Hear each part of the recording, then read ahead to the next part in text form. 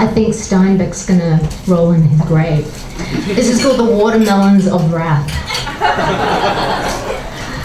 A balding man in a sweater vest was the first to speak. The first time was at a family barbecue with a watermelon. I was never the same again. Jesus Christ. This is it. This is where I die. With a watermelon and George Costanza over here. This was my very first experience with the upstanding members of an organisation known only by those who have truly lost all self-respect. Overeaters Anonymous. Welcome. With the exception of Oprah, I believe I am the official record holder for the most diets ever attempted by a semi-mobile person. There was the muffin diet. I'd eat a muffin in the morning, small salad at night. No dressing, no will to live. The liquid diet, where I'd attempt to live on milkshakes, coffees, and energy drinks. I moved out of my room into the toilet. The rent was unbelievable. The dairy diet, where my life was one big Amish stirring pot of ice cream and Greek yogurt. This was fine until I started to curve. The famous cereal diet, where I could eat as many bowls of cereal as I wanted. You could always find me by following the trail of cornflakes and the constant rustling.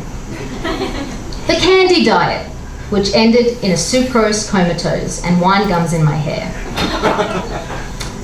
I took the spiritual route, think yourself thin diet.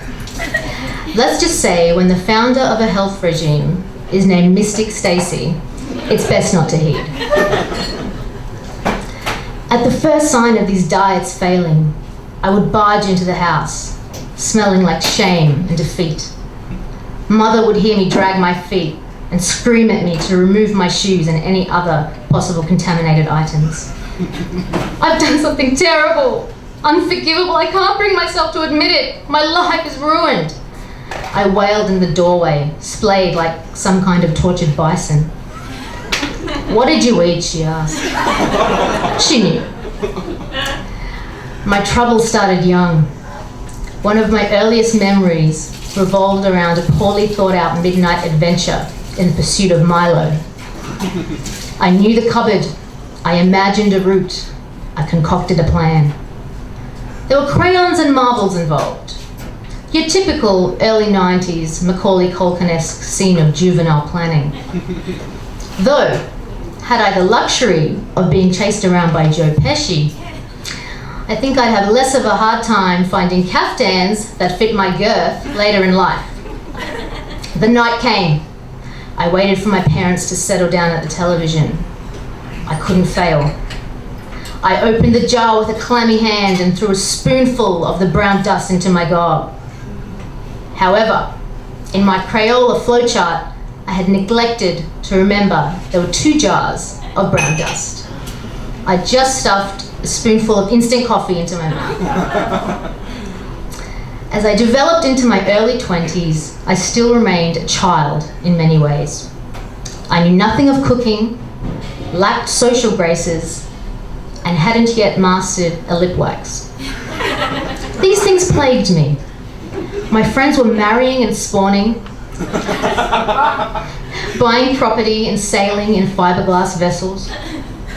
Here I was, trying to make a career from teaching 5-year-olds how to play Inspector Gadget on the keyboard and performing at bars to people who were only interested in Jimmy Barnes and are telling me about their twice-removed uncle who was a virtuoso on the oud.